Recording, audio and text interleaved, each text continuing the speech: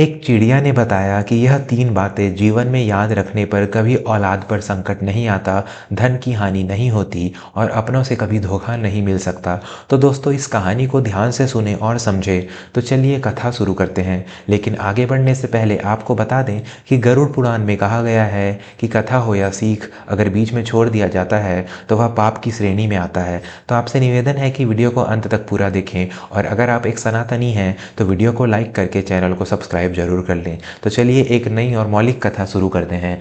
बहुत समय पहले की बात है। उत्तर भारत के एक समृद्ध गांव माधवपुर में एक बहुत ही ज्ञानी और बुजुर्ग जमींदार रहते थे, जिनका नाम था सेठ धर्मदास। धर्मदास जी ने अपने जीवन में बहुत उतार चढ़ाव देखे थे। उन्होंने शून्य से शिखर तक का सफर तय किया था। उनके 2 बेटे थे, बड़ा बेटा रघुवीर और छोटा बेटा केशव। रघुवीर स्वभाव से थोड़ा अभिमानी और जल्दबाज था। उसे लगता था कि पिता की दौलत ही सब कुछ है। वहीं केशव शांत स्वभाव का था और उसे पिता के संस्कारों से अधिक लगाव था। समय का पहिया घूमा और सेठ धर्मदास जी का अंतिम समय निकट आ गया। वे अपनी खाट पर लेटे हुए थे और पूरा परिवार आसपास खड़ा था। सेठ जी जानते थे कि उनके जाने के बाद दोनों भाइयों में संपत्ति को लेकर विवाद हो सकता है, लेकिन उन्हें संपत्ति से ज्यादा चिंता अपने बच्चों के भविष्य की थी। धर्मदास जी ने इशारे से दोनों बेटों को अपने पास बुलाया। उनकी आवाज लड़खड़ा रही थी। उन्होंने कहा, बेटो, मैं तुम्हें धन दौलत तो देकर जा रहा हूँ, लेकिन इस धन को संभालना और जीवन में सुखी रहना आसान नहीं है। मैं तुम्हें अपने जीवन के अनुभव से 3 ऐसी बातें बताना चाहता हूँ जिन्हें अगर तुमने याद रखा तो जीवन में कभी मार नहीं खाओगे। रघुवीर का ध्यान तो तिजोरी की चाबी पर था। उसने अनमने मन से सुना, लेकिन केशव ने पिता के शब्दों को अपने हृदय में उतारने का निश्चय किया। सेठ जी बोले, पहली सीख, अगर चाहते हो कि औलाद पर कभी संकट न आए और वह बुढ़ापे की लाठी बने, तो संतान को सुविधाओं का गुलाम मत बनाना, उसे संघर्ष का साथी बनाना। दूसरी सीख, अगर चाहते हो कि धन की हानि ना हो तो उस व्यापार या काम में कभी पैसा मत लगाना जिसे तुम खुद नहीं समझते, चाहे कहने वाला तुम्हारा सगा भाई ही क्यों ना हो। और तीसरी सबसे महत्वपूर्ण सीख, अगर चाहते हो कि अपनों से कभी धोखा ना मिले तो घर की गुप्त बातें और अपनी कमजोरी कभी भी उस व्यक्ति को मत बताना जो तुम्हारी झूठी तारीफ करता हो। इतना कहकर सेठ धर्मदास जी ने अपने प्राण त्याग दिए। 13 के बाद जैसा कि अनुमान था, घर का बंटवारा हुआ। रघुवीर ने अपनी चालाकी से और पिता की दी हुई सीखों को नजरअंदाज करते हुए गांव की उपजाऊ जमीन और पुश्तैनी हवेली अपने हिस्से में ले ली।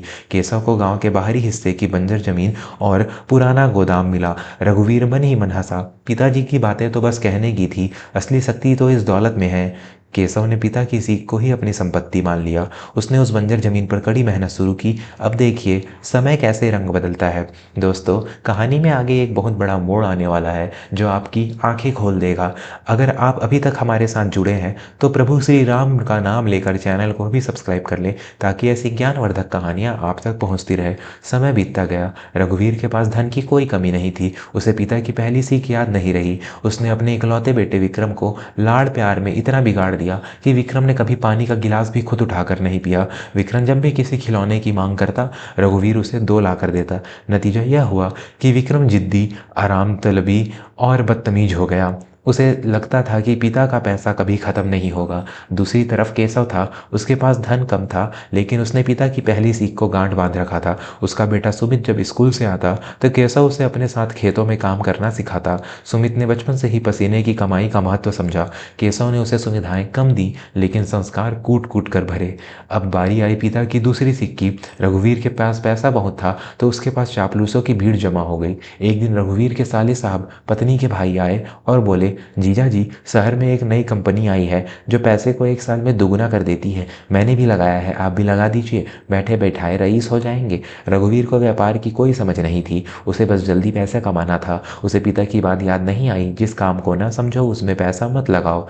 उसने बिना जांच पड़ताल किए अपनी जमा पूंजी का एक बड़ा हिस्सा उस स्कीम में लगा दिया। वहीं साले साहब केशव के पास भी आए। केशव, तू क्यों इस बंजर जमीन पर खट रहा है? ला थोड़ा पैसा दे, मैं तेरा भी निवेश करवा दूं। केशव ने हाथ जोड़कर कहा, भैया, मुझे खेती आती है, मैं उसी में खुश हूँ। मुझे वो काम नहीं करना जिसकी मुझे समझ नहीं है। केशव ने मना कर दिया। और अब तीसरी सीख, झूठी तारीफ करने वालों से अपनी कमजोरी मत बांटना। रघुवीर ने एक मुनीम जो दिन रात रघुवीर की झूठी तारीफ करता था, मालिक आप तो राजा हैं, आपकी बुद्धि के आगे तो बड़े बड़े सेठ फेल हैं। रघुवीर उस मुनीम पर इतना भरोसा करने लगा कि उसने अपनी तिजोरी के गुप्त राज और गैर कानूनी लेन देन की सारी बातें उसे बता दी। 10 साल बीत गए। अब वो घड़ी आई जब पिता की दी हुई सीखों का फल मिलने वाला था।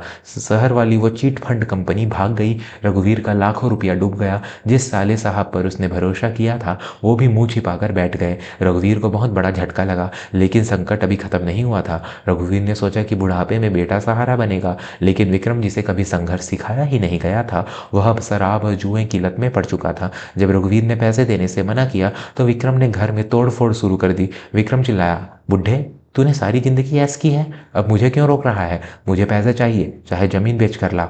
रघुवीर का दिल टूट गया। जिस बेटे को उसने फूलों की तरह रखा आज वहीं कांटों की तरह चुभ रहा था। और अंत में वो मुनीम जिसे रघुवीर ने अपने सारे राज बताए थे उसने रघुवीर को ब्लैकमेल करना शुरू कर दिया। उसने कहा, सेठ जी मुझे 10 लाख रुपए चाहिए, वरना मैं आपकी टैक्स चोरी की खबर पुलिस को दे दूंगा। अपनों से मिला यह धोखा रघुवीर बर्दाश्त नहीं कर पा रहा था। दूसरी ओर केशव की स्थिति देखिए। केशव की बंजर जमीन अब सुमित और केशव की मेहनत से सोना उगल रही थी। सुमित अब बड़ा हो गया था और एक बड़ा अधिकारी बन गया था, लेकिन आज भी वह घर आकर पहले पिता के पैर छूता और खेती में हाथ बटाता। केशव ने जिस काम को समझा खेती, उसी में पैसा लगाया, इसलिए धीरे धीरे ही सही वह समृद्ध हो गया था और उसने कभी किसी चापलूस को अपने घर का भेद नहीं दिया, इसलिए वह सुरक्षित था। मित्रों, कहानी के निष्कर्ष पर पहुंचने से पहले एक बार फिर से निवेदन है कि अगर आपको यह कथा पसंद आ रही है तो कमेंट में जय श्री कृष्णा जरूर लिखें और वीडियो को लाइक कर दें।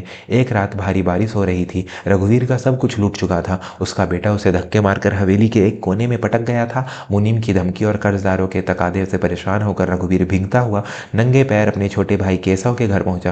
केशव ने दरवाजा खोला तो देखा उसका बड़ा भाई फटे हाल में खड़ा कांप रहा है। केशव ने उसे तुरंत अंदर लिया, तौलिया दिया और गर्म दूध पिलाया।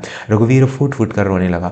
केशव, मैं बर्बाद हो गया, पिताजी ने हम दोनों को एक ही जैसा ज्ञान दिया था, फिर तू इतना सुखी और मैं इतना दुखी क्यों?